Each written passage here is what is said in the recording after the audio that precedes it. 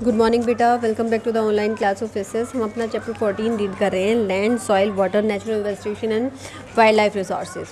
तो कल हम पढ़ रहे थे वाटर स्कैर्सिटी के बारे में। Today we are reading about the problems of water quality, जो पानी की गुणवत्ता के साथ समस्याएं किस प्रकार की हैं।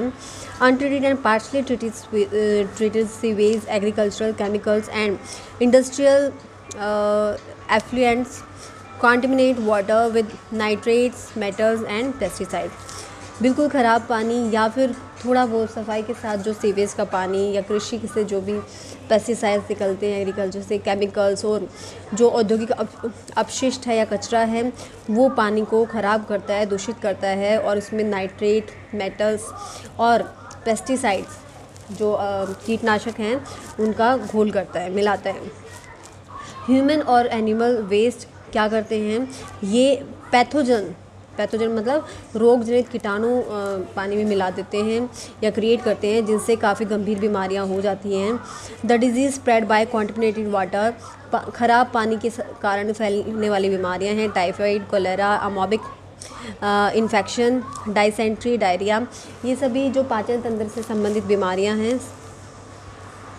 चाइल्ड मॉर्टेलिटी रेट या फिर जो बाल मृत्यु दर है, वो भी पॉल्यूशन के कारण काफ़ी बढ़ गई है। कंजर्वेशन ऑफ वाटर, पानी का संरक्षण कैसे कर सकते हैं। जो surface run of can be slow down by the forest और दूसरे वेजिटेशन कवर के द्वारा हम क्या कर सकते हैं, जो बहता पानी है उसकी स्पीड कम कर सकते हैं, जिसके कारण जो भूमिगत पानी है या अंडरग्राउंड वाटर है उसकी स्टोरेज बढ़ सकती है। रेन वाटर हार्वेस्टिंग, ये बहुत ही अच्छा तरीका है पानी को संरक्षित करने का। जो रेन वाटर है उसको टैंक्स में स्टोर किया जाता है। जो रेन वाटर हार्वेस्टिंग है, एक प्रोसेस है जिसमें रेन वाटर को स्पेशली जो रूफ टॉप से जो पानी आता है उसको उचित जगह पर डायरेक्टली इकट्ठा किया जाता है और फ्यूचर यूज़ के लिए इस्तेमाल किया जाता है। एक एवरेज में अगर हम औसत निकालते हैं तो 1 या 2 घंटे की बारिश की जो बौछार है उससे हम लगभग 8000 लीटर पानी सेव कर सकते हैं। एफिशिएंट इरिगेशन, उचित सिंचाई, over irrigation should be avoided, जो आवश्यकता से अधिक जो सिंचाई की जाती है उसको मतलब नकार देना चाहिए या फिर ज़्यादा सिंचाई नहीं करनी चाहिए। Seepage losses from the canals से जो भी रिसाव होता है, उससे जो पानी का नुकसान होता है, उनको भी लाइनिंग करके या उनका मरम्मत करके रोका जाना चाहिए। स्प्रिंकलर्स का इस्तेमाल किया जाना चाहिए क्योंकि ये इरिगेशन का बहुत ही प्रभावशाली तरीका है। ड्राई सीजन्स में जो ड्रिप और ट्रिकल सिस्टम है ये बहुत ही यूज़फुल है। यूज़ ऑफ रिसाइकल्ड वाटर, जो रिसाइकल्ड वाटर है उसका इस्तेमाल कैसे करना चाहिए। Industrial water and domestic water, औद्योगिक और घरेलू जो जल है उसको रिसाइकल करना चाहिए और दोबारा इस्तेमाल करना चाहिए। किचन वाटर का जो किचन वाटर वेस्ट है उसको गार्डन्स के लिए इस्तेमाल करना चाहिए। जो पानी है उसको इकोनॉमिकली इस्तेमाल करना चाहिए और उसका वेस्टेज को रोक देना चाहिए। कुछ रिवर वैली प्रोजेक्ट्स हैं इंडिया के। दामोदर वैली कॉरपोरेशन, ये दामोदर नदी पर बनाया गया है। तिलिया, मैथन, पंचेत हिल और कोनार, इसमें बंगाल, बिहार और झारखंड को काफ़ी फ़ायदा होगा। भाखड़ा नांगल सतलुज नदी पर बनाया गया है। भाखड़ा नांगल, गोविंद सागर लेक इसमें शामिल हैं। पंजाब, हरियाणा, राजस्थान, हिमाचल को इससे लाभ होता है। हीराकुंड बांध महानदी पर बनाया गया है। उड़ीसा और छत्तीसगढ़ इससे बेनिफिट ले रहे हैं। तुंगभद्रा, जो तुंगभद्रा नदी पर बनाया गया है और आंध्र प्रदेश और कर्नाटक इससे बेनिफिट ले रहे हैं। चंबल, ये चंबल नदी पर बनाया गया है। गांधी सागर, राणा प्रताप सागर और जो कोटा बराज है उसका पानी इसमें आता है। मध्य प्रदेश और राजस्थान को इससे लाभ होता है।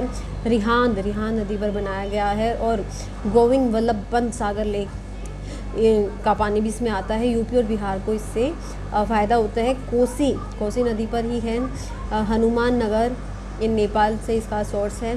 बिहार और नेपाल को इससे फ़ायदा होता है। नागार्जुन सागर कृष्णा नदी पर है और आंध्र प्रदेश इससे बेनिफिट ले रहा है। सरदार सरोवर और नर्मदा प्रोजेक्ट ये नर्मदा नदी पर बनाया जा रहा है और गुजरात और राजस्थान इससे बेनिफिट ले रहे हैं। Improving the quality of water, कैसे हम पानी की जो गुणवत्ता है उसको सुधार सकते हैं। जो बैक्टीरिया और पैरासाइट्स हैं, ये अमोबिक डाइसेंट्री मीन्स जो हमें लूज मोशंस होते हैं इसका कारण बनता है। पानी को उबाल लेना सबसे अच्छा मेथड होता है बैक्टीरिया और पैरासाइट्स को मार देने का। जो पेस्टिसाइड्स हैं ये बायोडिग्रेडेबल नहीं होते हैं और इसलिए ये पानी के साथ ह्यूमन बॉडीज़ में पहुंच जाते हैं और इनको हम डिस्टिलेशन, जो पानी को भाप के द्वारा साफ़ किया जाता है, भाप बनाकर पानी को स्टोर किया जाता है, आसवन की प्रक्रिया भी बोलते हैं, इसके द्वारा हम पानी को साफ़ कर सकते हैं। Soil and water are contaminated by hydrocarbons, by oil spills, leaking petrol, diesel tanks and cleaning fluids that are flushed down the drains। अब देखो जो मिट्टी और पानी है वो हाइड्रोकार्बन से दूषित हो रही है, तेल के फैलने से, पेट्रोल डीजल के लीकेज होने से, फ्लूड्स को साफ़ करने से, और ये सब जो गंदगी है नालियों के द्वारा पानी में डालने से पानी ख़राब हो रहा है। अगर हम इस दूषित प्रदूषण पर, या फिर सदूषण इसको हम कह सकते हैं, जो सदूषण है वो भी एक अच्छा तरीका है पानी को साफ़ करने का। लीड, जिसको सीसा कहते हैं हिंदी में, ये बहुत ही डेंजरस, बहुत ही ख़तरनाक होता है हमारे नर्वस सिस्टम के लिए, और लीड को रिप्लेस करना बहुत ज़रूरी है। मीन्स जो केमिकल में लीड जाता है इंडस्ट्रियल केमिकल में, उसको रोकना बहुत ज़रूरी है। Hard water creates problem for irrigation, जो हार्ड वाटर होता है, कठोर जल, वो सिंचाई के लिए, आयरन कंटामिनेशन, लो प्रदूषण के लिए, और इंडस्ट्री और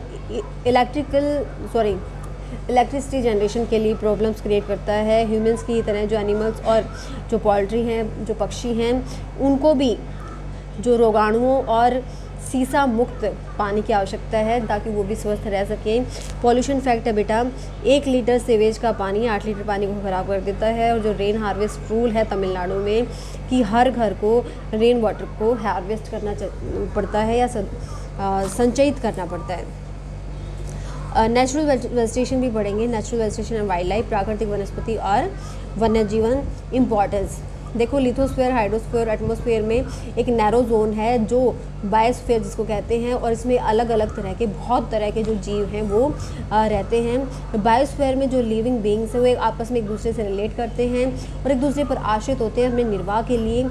ये जो लाइफ सपोर्टिंग सिस्टम है इसको हम इकोसिस्टम या पारिस्थितिक तंत्र कहते हैं। जो प्लांट कवर है उसका भी बहुत महत्व होता है, क्योंकि इस पर जितने भी लिविंग बीइंग्स हैं वो अपनी सर्वाइवल के लिए डिपेंड करते हैं।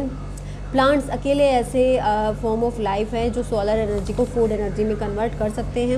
वेजिटेशन और वाइल्ड लाइफ बहुत ही महत्वपूर्ण संसाधन हैं। जो प्लांट्स हैं वो हमें लकड़ी देते हैं, जानवरों को आश्रय देते हैं, ऑक्सीजन प्रोड्यूस करते हैं जिसमें हम सांस लेते हैं, सोइल को बचाते हैं जो ज़रूरी है क्रॉप्स उगाने के लिए। इसके अलावा शेल्टर बेल्ट्स में इरोजन को भी रोकती है। इसके अलावा ग्राउंड वाटर को स्टोर करने में मदद करती है। फ्रूट्स, नट्स, लेटेक्स होता है बेटा, एक पेड़ों से मिलने वाला तरल पदार्थ जिससे रबड़ वगैरह बनाया जा सकता है। टर्पेंटाइन, तारपिन का तेल, ऑयल, गम, मेडिसिनल प्लांट्स वगैरह भी देती हैं। इसके अलावा पेपर भी हमें मिलता है जो हमारी पढ़ाई के लिए बहुत ज़रूरी है। जो वाइल्ड लाइफ है उसमें एनिमल्स, बर्ड्स, इंसेक्ट के साथ साथ जो जलीय जीवन है उनको भी शामिल किया जाता है। ये मिल्क, मीट, हाइड्स, खाल, वूल देते हैं। इंसेक्ट जैसे जो बी हैं ये हमें हनी देते हैं और जो फ्लावर्स का पॉलिनेशन या परागण है उसमें काफ़ी मदद करते हैं। इसके अलावा इंसेक्ट डीकम्पोजर्स का भी काम करते हैं। जो बर्ड्स हैं वे इंसेक्ट्स को खाते हैं और ये भी डीकम्पोजर्स का काम करते हैं। जो वल्चर या गिद्ध होता है वो मरे हुए जीवों को खाता है और इसलिए एक मुर्दाखोर या फिर स्क्वेंजर है। ये पर्यावरण का एक बहुत ही बड़ा सफाई करने वाला है क्योंकि मरे हुए जानवरों को खाकर ये साफ सफाई रखता है। सो एनिमल्स, चाहे एनिमल्स बड़े हों या छोटे हों, वो इकोसिस्टम में संतुलन बनाए रखने में बहुत ज़रूरी हैं। अर्थ पर लगभग 3 लाख प्लांट स्पीसीज़ और 10 लाख एनिमल स्पीसीज़ अब तक जानी जा चुकी हैं। यहीं तक पढ़ें बेटा। डाउट्स को लाइव क्लास के डाउट सेशन में क्लियर करें। So keep studying and have a nice day.